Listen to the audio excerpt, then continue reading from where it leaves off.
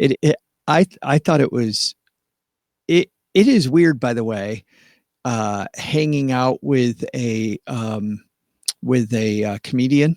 Yes. We're talking about Paul Ollinger. We are, but every time I hang out with Paul, you have this thing which another comedian said one time, but everybody tries to be funny around you. You know what I mean?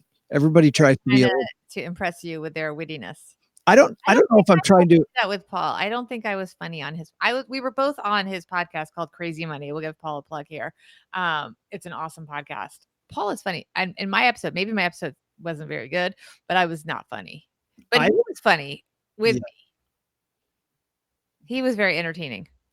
I don't know that I don't know that I was trying to impress him, but I do feel the let's have a little fun because you're with a comedian. But I wonder if they feel pressure at all. People like Paul feel like this Funny? pressure to be funny. I think they do. Yeah. I I really remember there's a thing of I think Brian Regan, the comedian Brian Regan, saying, when he goes to parties sometimes he finds it intimidating and people go, "Hey, funny boy, tell me a joke. Tell me a joke, funny man." Like, yeah, no. annoying. Wouldn't that suck? Imagine if our thing was cool and we were, well, it is infinitely cool. But if but if we were at a party, people like, "Hey, money lady, tell me a money story, Bobby." They do that. Do they do that? They do that. And then the worst is they ask for advice. And, Oh, now we're going to get wonky, but as a CFP and a fiduciary, you can't do that. that's the You part. don't know the whole picture. The, So I'm like, I'm not giving you advice because I don't know. And I'm not in that role. And and if I had a CFP practice, I would say make an appointment. But it's like, no, that's ridiculous. I got to say, I learned how to sidestep that because at first I'm like, really? But then I remember early in my career, I would get people doing that to me all the time. And I would end up cornered in at a party talking about work. And I have learned to sidestep that. And I don't know how I do it. What do you do? What do you say? I don't know how I do it. I just know that I do it.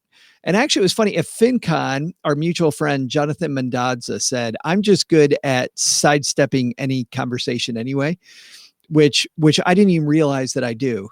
So you and I'll be having a discussion, Bobby. This is what Jonathan pointed out to me. And when he did, it is totally true. Jonathan comes up to me. You and I are talking. Jonathan goes, "Hey, Joe." I'm like, "Hey, Jonathan, I really want to talk to Jonathan. I'm not trying to really get away, but I do it anyway. And I don't think about it." I'm like, "Oh, Jonathan, do you know Bobby?" And Jonathan turns and says one thing to you. And he said, because apparently at FinCon last year, I did this to him 4 different times where I introduced him to the person I was talking to. And he goes, "And then you do this little sidestep thing and you're gone." No idea, but I do that. I do it. I own it. And I got to stop doing that. But I'm good at introducing people. Yeah, I think that's a story about how you frame things. I would say I'm a good connector and I'm always very welcoming and try to bring people together and just I do. No, I you're saying that you ditch people.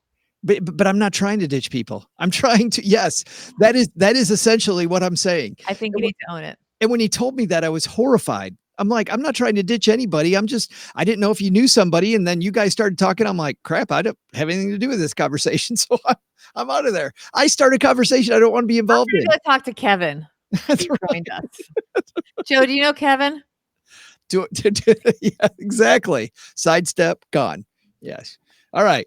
Hey, everybody. Welcome to a live version of the show. And when you said Kevin, I'm like, Kevin. I'm like, oh, Kevin. Kevin's here. How's YouTube versus so the big thing, Kevin, is that it's just emptier. There's fewer people here, few of our friends. Yeah. So we had Chris for the last one. We have Kevin for this one. But it's coming. We talked to some people that are industry insiders last week about this, and they were saying, just keep working, man. So we're going to do probably what do you think, Bobby? Probably 2/3 Facebook, 1/3 YouTube. Yep. For now. Yeah, for now. So, but glad it's just the 3 of us here. All right. Ready to make a podcast, Bobby? Yes. Let's do this. So today, we are talking about more people in the green zone. We'll explain what that means, but feel free, Kevin, and anybody else who might come later, to put wherever they have comments on YouTube. I don't know if they're over here. Are they below? I don't know where they are. So wherever there's They're on comment. my screen to the side, but I don't know. Yes, I think they're below I on think they're YouTube. below. Yeah. All right. Here we go. And I'm hitting record. This is for Monday, February 10th. Hi, Michelle. We have a big shocker about how financially prepared Americans are for retirement. Get ready for a big surprise, including the results of our latest Money with Friends quiz. That and so much more on this episode of Money with Friends. Welcome to the Money with Friends podcast. I am certified financial planner Bobbi Rebell, coming to you from my very grown up kitchen in New York City. Coming to you from Detroit, Michigan, where we make the Stacky Benjamin Show. My mom's half finished basement. I'm Joe Saul-Sehy. This is the Money News Show that includes commentary on recent headlines and stories with thought leaders from across the financial landscape. We break those stories down into what matters to you, our friends, and we leave you with a takeaway to make it your own.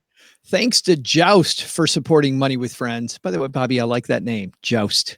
Joust is the nation's only all-inclusive banking platform for the self-employed. PayArmor, Joust's invoice payment guarantee product, supports the 71% of gig economy workforce that experiences non-payment. I think the word experiences is underselling. Imagine if you don't get paid. You can sign up for Joust for free at try.joust.com/MWF and enter the promo code Money with Friends, and you'll get $100 in credits. That's try.joust.com/MWF. Big thanks to Joust. And today, Bobbi, we always talk about bad news when it comes to retirement, but today I think we might have some good news. We do have some good news. I'm excited to share it.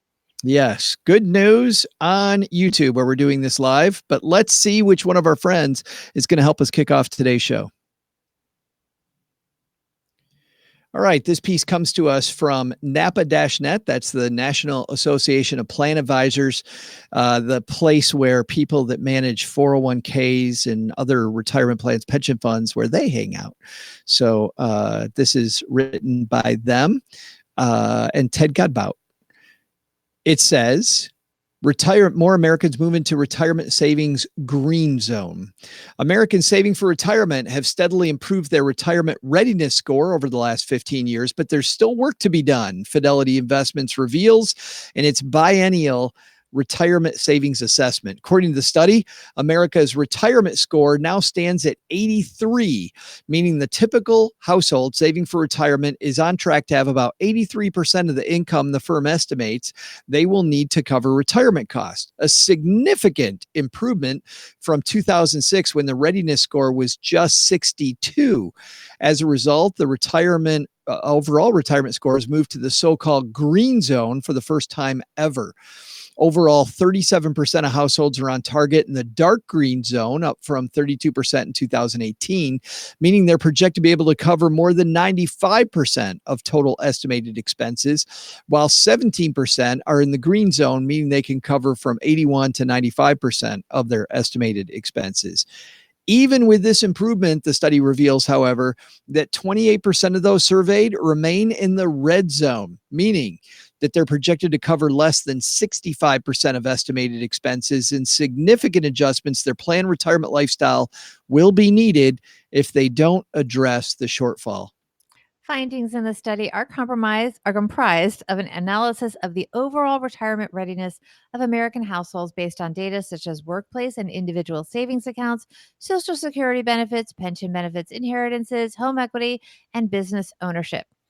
Advisor Advantage. This year, 23% of respondents reported working with a paid professional financial advisor, which is a nudge higher than 2018 levels, which was 22%.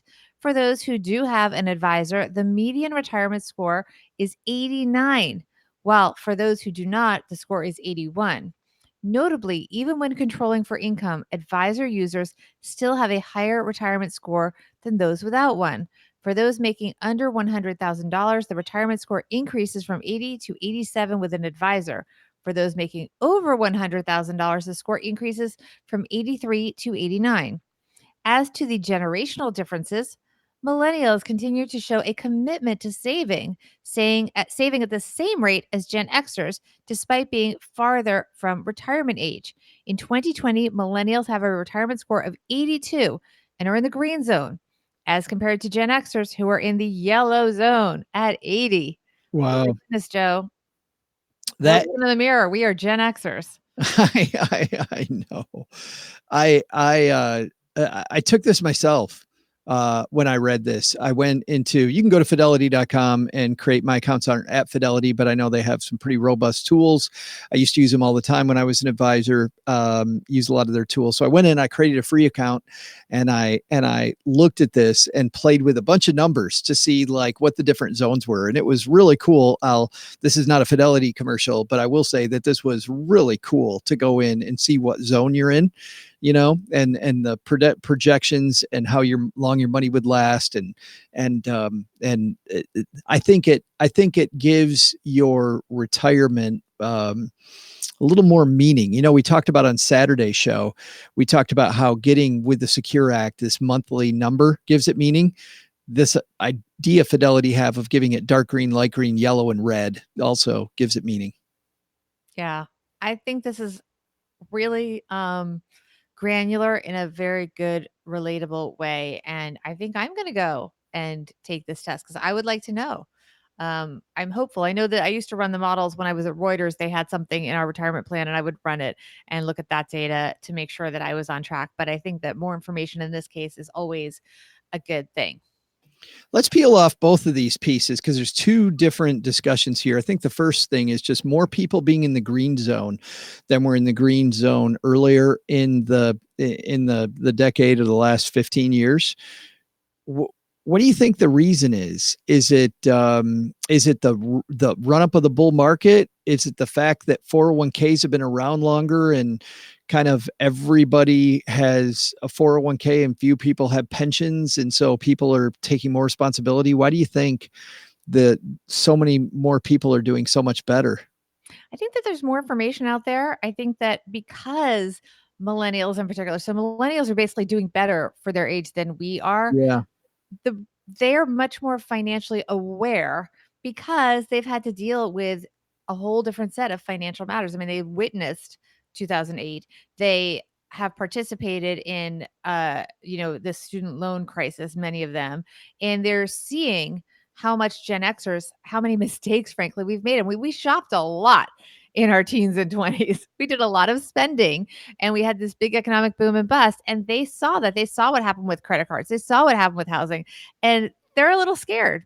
And so there's a lot more of an urgency, I think, to them than we had at that age. And so also, I would say there's more information available just because they have digital resources. The internet and the democratization of information is really important. Even marketing, even though it can sometimes not be that good, the fact is we've had so many places where you can buy stocks that advertise to the everyday person now, for good or for bad. It still creates an awareness. The fact that you can trade a stock for free now. When I started, I think it was down to like $29 at places like Schwab and Fidelity. Before I was investing, it was really expensive. I think it was $100. $100 per trade. Yeah. When I It's a lot started of as an money. advisor, it was $100, $120. Yeah. So now the barrier to entry is much lower. And also the awareness again and the fear factor. They're afraid. My stepdaughter comes in and is now actively 6 months into her working career asking me questions. They're It's interested. I was talking to some people in the lending business last week while I was visiting all you crazy people in New York City. And somebody in lending was telling me that they actually had to change their advertising for this particular company because of the fact that they said millennials are not ashamed of their debt like Gen Xers are as much. Obviously, taking a huge number of people and lumping them into one group, but studies show that millennials, I guess, as a group are less ashamed of their debt and more willing to talk openly about having to assess their debt or take control of their debt. And they didn't really feel out of control like a lot of Gen Xers do. I mean, I remember being in college and having a friend who took out new credit cards to pay off her old credit cards. And she would talk all the time about how she was out of control. And the second her dad found out, by the way, she said she was going to get killed. I don't even know how that story finished. I didn't want to be near that because it was going to go badly. Look, I do remember as a teenager, I mean, shopping was viewed as an activity. You would go to the mall and it Right. was something to do. And now culturally that has changed. Shopping is functional.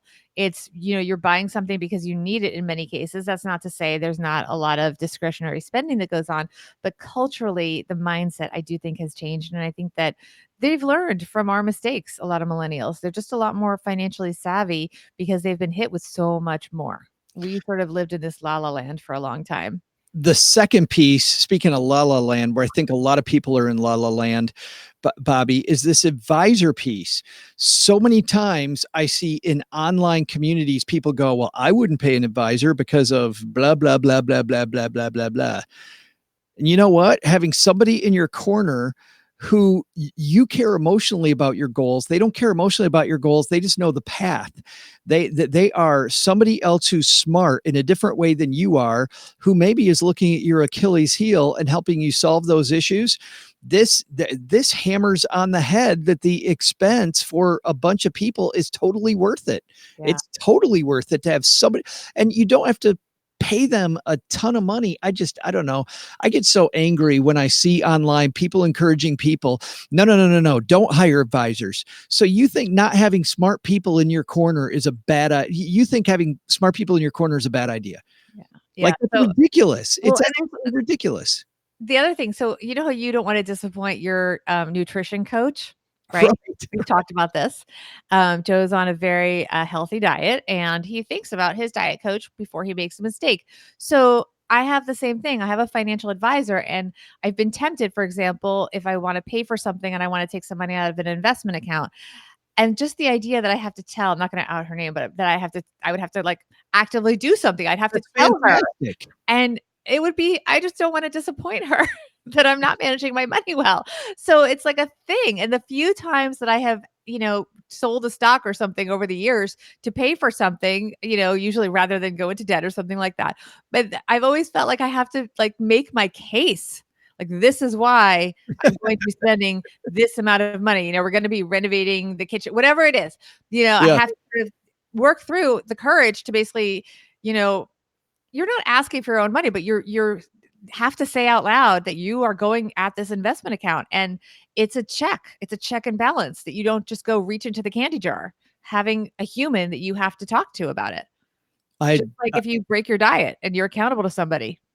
I I don't get it. I get that people don't want to pay the fee, but I feel like when you see statistic after statistic, including statistics by Vanguard, right? Which all the people that want to be super cheap, that's the fun family they use. Vanguard even tells you that having an advisor gives you a higher rate of return on your money. Just saying. It is. And I'm not an advisor anymore, guys. So it just still drives me crazy. All right, enough of that. I'm not going to rant about We these did again. do an Instagram quiz, and we Yeah. put it at the top, so we have to do it. We can't forget it.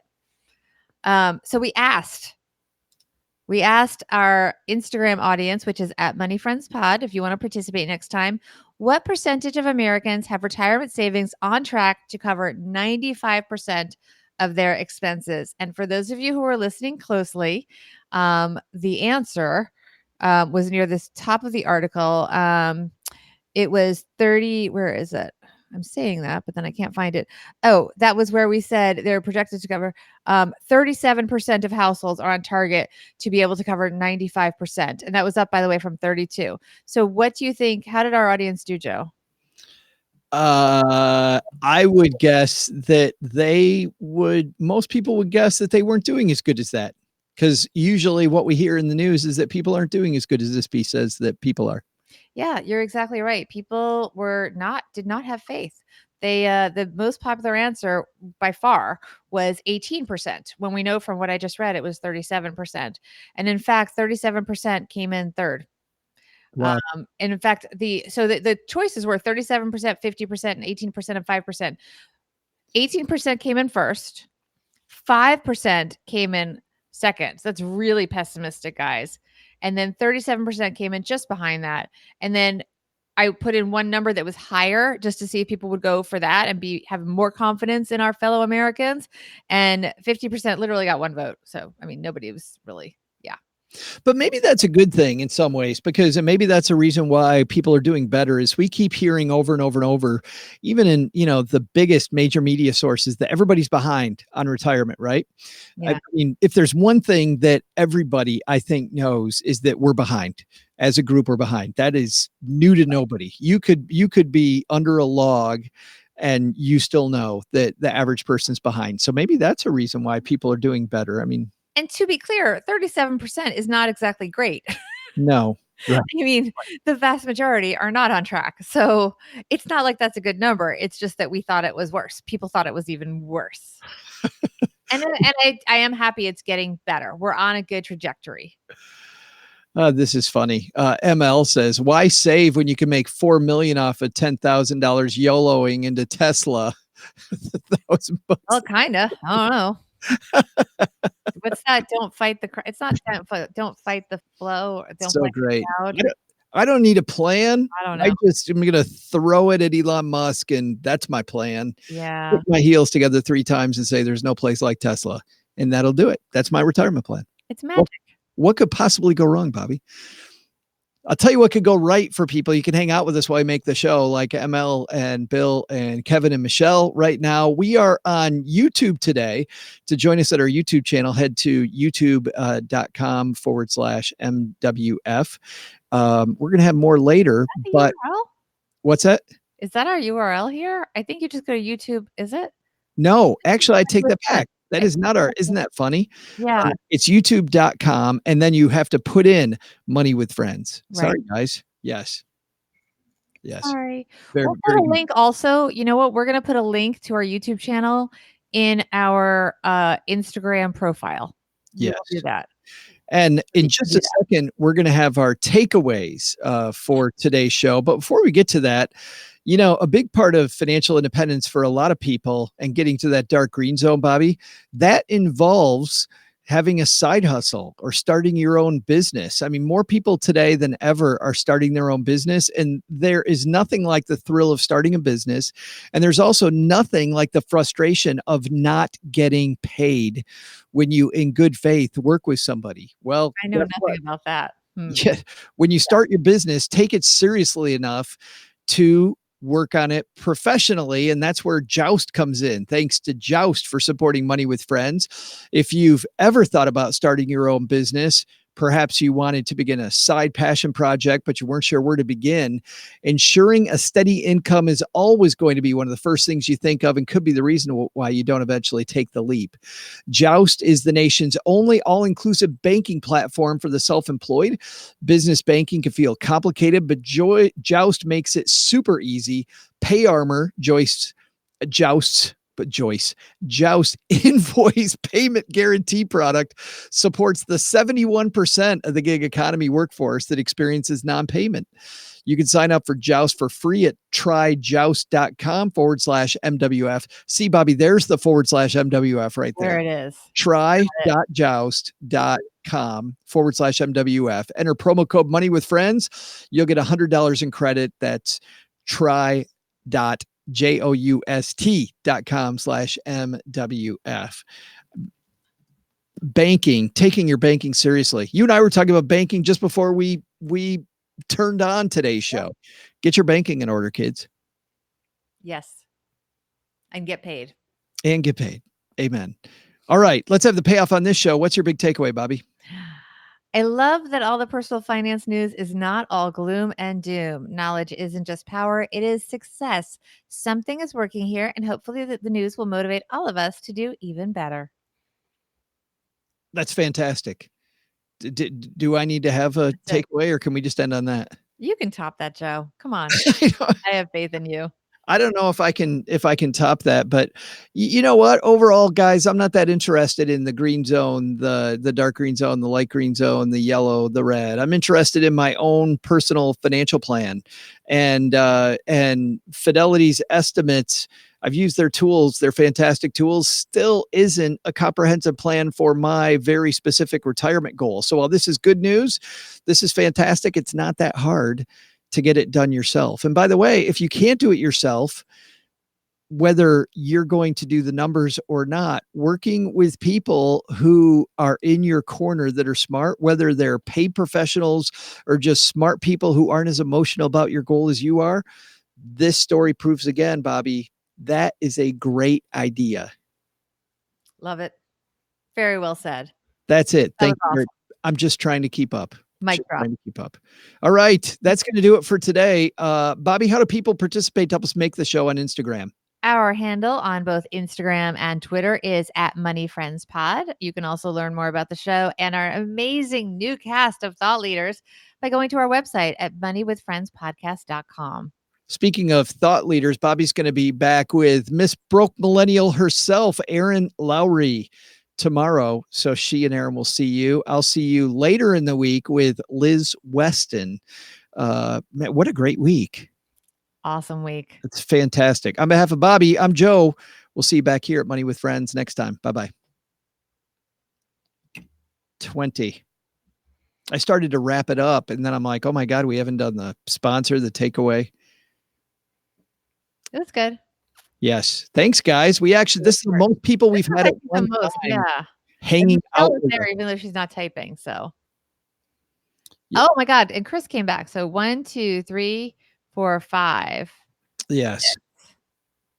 That's People. good. That's good. It's coming, guys. YouTube Tell channel. your friends.